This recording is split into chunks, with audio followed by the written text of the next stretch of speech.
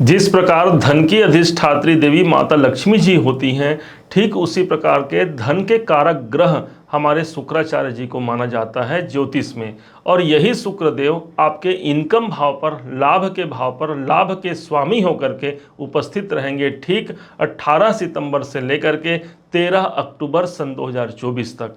वास्तव में देखा जाए तो शुक्र का यह गोचर विशेष परिवर्तनीय होगा, किसी खुशियों के पल को आप तक पहुंचा पाएगा। इस हिसाब से ये शुक्रदेव कौन कौन से कार्य हमारे सिद्ध करेंगे, इस बात को समझेंगे। ध्यान रखेंगे, ये शुक्र ऐसे स्थिति पर हैं जहां पर ये इनकम और बड़े आर्थिक लाभ तक आपको पहुंचा जाता है। आपके राशि के स्वामी देव गुरु बृहस्पति हैं और इन्हीं बृहस्पति देव ने जो लाभ का डिपार्टमेंट है वो शुक्र के हाथ पे छोड़ रखा है। साथ ही साथ यही शुक्रदेव आपके मेहनत, आपके नौकरी घर के भी मालिक बनते हैं। इनका पॉजिटिव स्थिति पर आना एक अच्छा अनुकूल प्रभाव आपको दिला जाता है। यूं तो सभी गोचर परिवर्तन अपने आप में महत्वपूर्ण होते हैं, लेकिन ये गोचर आपके लिए अर्थात धनु राशि के लिए काफी महत्वपूर्ण होगा, क्योंकि यहां पर आपकी मनोकामना सिद्ध होने वाली है। कैसे और क्या होगा, इसी बात को लेकर के ये वीडियो हम अब आगे बढ़ाते हैं। शुक्रदेव जो कि इनकम के स्वामी हैं, इनकम भाव पर मजबूत स्थिति पर मौजूद रहेंगे। एक ऐसा समय रहेगा जहां पर मेरी इच्छाओं की पूर्ति होती है, मेरी कोई कामनाएं हैं और जिस कामनाओं के लिए मैंने अपना जीवन यापन किया है, कोई ऐसा कार्य है जिस कार्य को लेकर के मेरा उद्देश्य स्थापित है, तो यहाँ पर शुक्र की स्थिति मजबूत होने के कारण उस उद्देश्यों का यहाँ पर पूर्ति हो पाता है। शुक्र इनकम भाव पर है, अर्थात कोई बड़े धन लाभ का संयोग निकल करके सामने आता है। शुक्र ही एक ऐसे ग्रह हैं जिनका डायरेक्ट कनेक्शन धन कुबेर से है, अर्थात शुक्र को धन ही माना गया है, अर्थात वही धन आपके इनकम भाव पर है। इस हिसाब से कोई बड़ा अर्थ लाभ यहाँ पर निकल के आता है, कहीं से धन का आगमन होता है, वो धन का आगमन यहाँ पर निकल के आता है। किसी ने पैसे उधार ले लिए हैं तो यहाँ पर पैसा वापस आने का योग नहीं बनता है, तो ये गोचर आपको उस उधार गए पैसे की प्राप्ति करा सकता है। इतना महत्वपूर्ण होगा यह शुक्र का गोचर।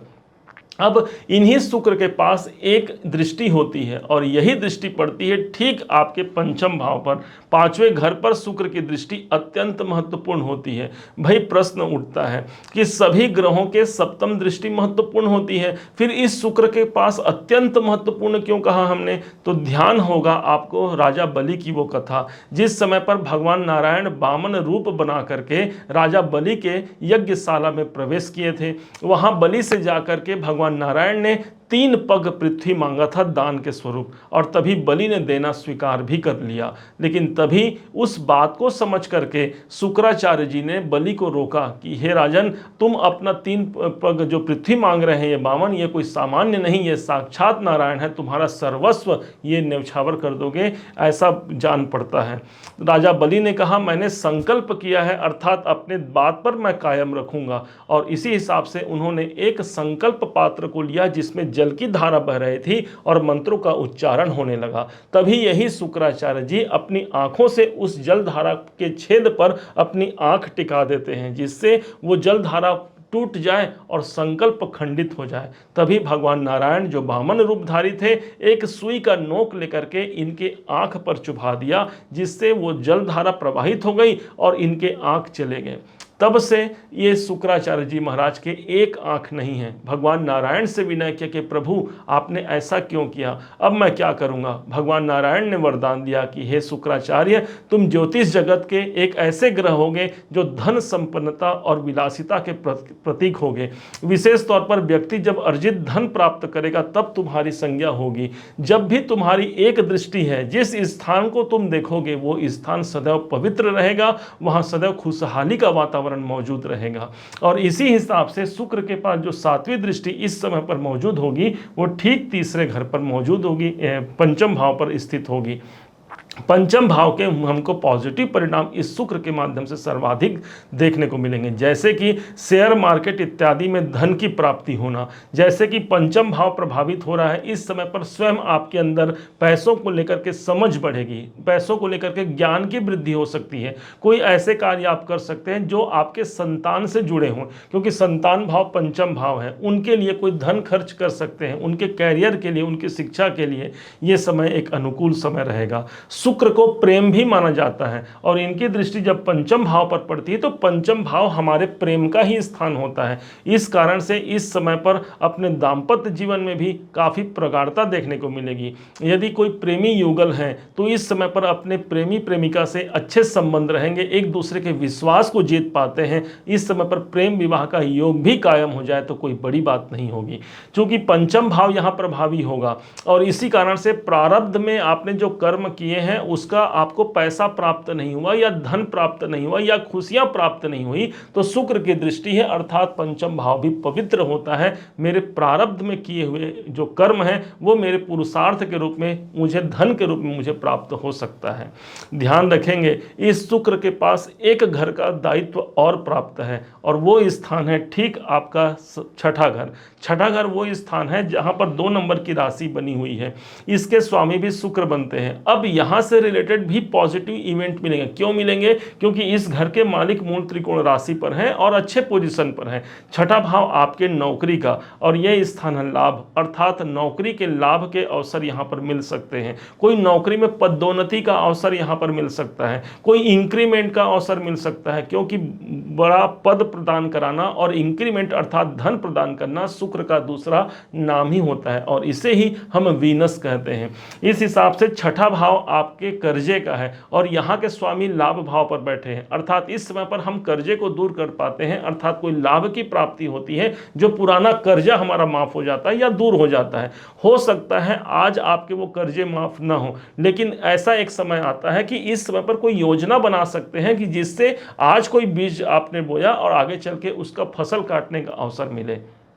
छठा भाव ही हमारे रोग का होता है। रोग घर के स्वामी इनकम भाव पर बैठे हैं, अर्थात स्वास्थ्य में भी इस समय पर जो नरमा गर्मी है उससे भी हमें राहत मिलते हुए एक नए कार्य को हम प्रारंभ कर सकते हैं। शुक्र को माना गया है स्त्री, अर्थात ये एक ऐसा समय होगा जो किसी स्त्रियों के माध्यम से आपको लाभ हो सकता है, अर्थात वो आपकी पत्नी हो सकती है, आपकी बेटी हो सकती है या कोई भी स्त्रियां, उनके माध्यम से लाभ की संभावना यहाँ पर बन सकती है।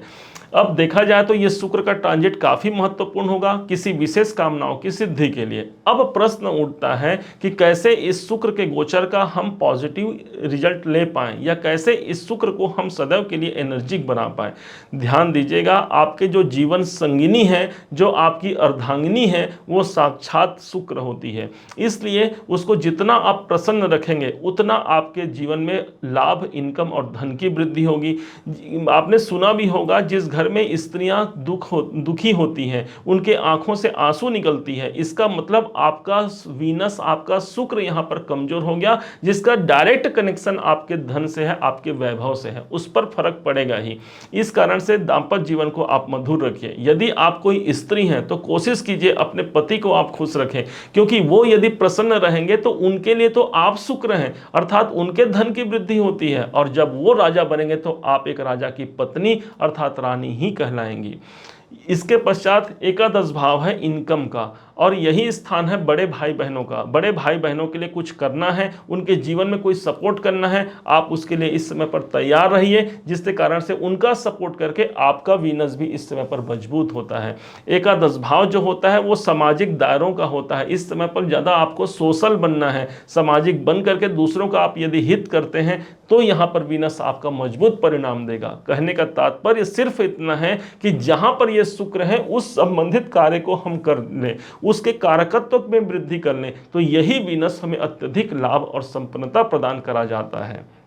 उम्मीद है आप सबने इसे समझा है, आप सबने इसे जाना है। यदि आपने इसे समझा है, जाना है, मेरे समझाने का प्रयास यदि आपको सार्थक लगा हो, मेरे समझाने का तरीका यदि आपको सार्थक लगा हो, तो हर बार की भांति इस बार भी अपना प्यार भरा लाइक और कमेंट करना कभी मत भूलिएगा। और हाँ, यदि अभी तक आपने चैनल को सब्सक्राइब नहीं किया है, सब्सक्राइब जरूर कीजिएगा। पुनः एक बार फिर आप सभी का दिवस बहुत मंगलमय हो, इन्हीं शुभकामनाओं के साथ। जय श्री राम।